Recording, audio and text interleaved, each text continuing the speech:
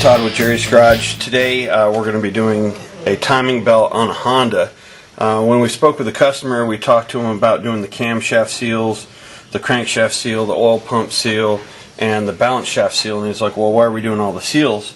And we're like, well, the seals are leaking. He goes, well, I don't care that it leaks. And I'm like, well, sir, it's leaking on your timing belt. If you look at this timing belt, you see the sheen of oil that's on there. So here's a clean sheet of paper right here. We're going to take that and just simply wipe the back side of it. Well, you see, that's oil. That's oil that's leaking from the seals onto the timing belt. Now, typically people neglect timing belts more than they do anything else because it is the number one most difficult and therefore most expensive scheduled maintenance that you do on a car. But the reason why you do the timing belt is so it doesn't break like this old one. That was a clean break.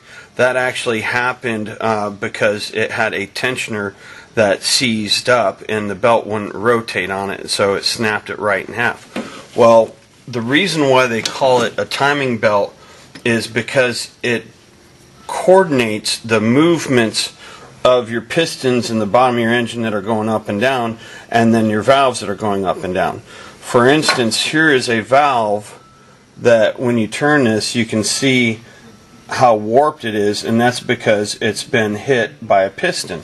Here's a very extreme case of a piston that has marks all over it because it actually jumped time, and then miraculously it kept on running, and part of the piston has been chewed up.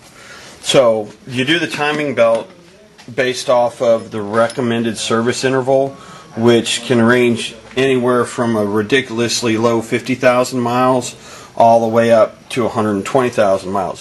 So if your vehicle has a timing belt, please do not neglect it, because it surely can be something that if your oil seals allow oil to get on the timing belt, maybe your water pump seizes, maybe one of the idler pulleys to the timing belt goes, you know, it's as if you'd never done the belt. So when you do your timing belt, you do a holistic repair.